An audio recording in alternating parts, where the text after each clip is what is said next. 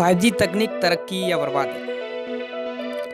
दोस्तों, देश में 5G टेस्टिंग के दौरान ही कई ऐसी खबर जो लोगों को भ्रमित कर रही हैं और सदमे में डाल रही हैं कि 5G नेटवर्क की टेस्टिंग से बढ़ रहे देश में कोरोना के मामले, और दूसरी खबर यह है कि टेस्टिंग के क्षेत्र में करंट का महसूस होना, और तीसरी खबर ये कि रेडिएशन से जल रहे हैं 5G टावर।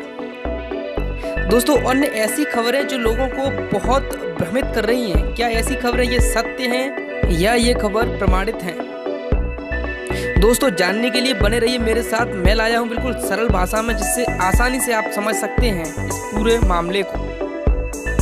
तो सबसे पहले हम बात करते हैं कि आखिर क्या है 5G तकनीक और इससे जिंदगी पर क्या फर्क पड़ने वाला है, इससे इंटरनेट की दुनिया कितनी बदलने वाली है। सबसे पहले हम चर्चा करेंगे कि 4G तकनीक होते हुए भी 5G तकनीक की क्या ज़रूरत पड़ रही है। इसके संबंध में आपने भी महसूस किया होगा कि videos, data transfer, coding, video calling में इन्फ्लुएंस आता है, लेकिन यह तो बेसिक है जो हम 4G तकनीक में अधिक सुधार करके इसको सुधारा जा सकता है। 5G तकनीक लाने का मुख्य आधार है ऑटोनोमस व्हीकल्स, जो कि एक हाई स्पीड इंटरनेट पर काम करता है।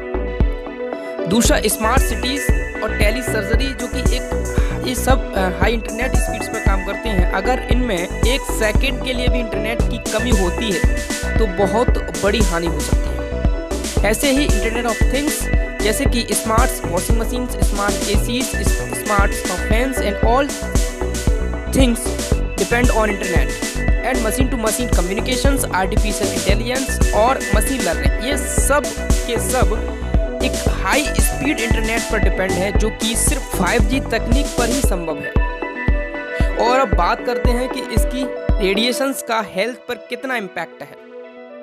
तो रेडिएशन को खतरनाक और अखतरनाक दो रूपों में देख सकते हैं।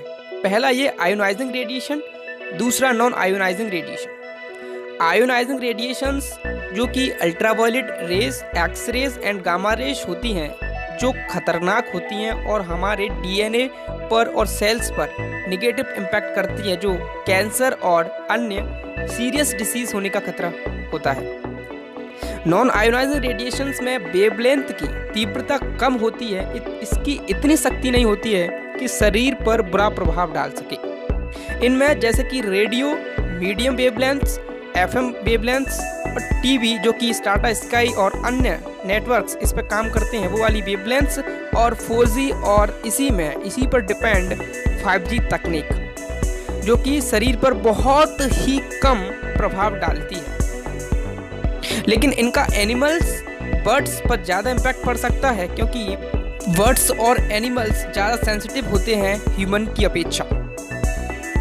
दोस्तों, ये सब जानने के बाद क्या वाकई में ये सारी खबर फैल रही हैं, अफवाहें फैल रही हैं, जो सत्य है? अब जानते हैं हम इसी के परिप्रेक्ष्य में। जी टेस्टिंग से फैल रहे बर्ड फ्लू वायरस की खबर बिल्कुल ही असत्य साबित हुई, और 5G की टेस्टिंग बंद करो, इंसानों को बचाओ, यह भी खबर बिल्कुल निराधार साबित हुई। इसी के सापेक्ष में उत्तर प्रदेश सरकार ने 5G टेस्टिंग के संबंधित अफवाहों को रोकने के लिए कार्यवाही नोटिस जारी किया है, जिसमें अफवाह फैलाने वालों के खिलाफ सख्त कार्रवाई की जाएगी।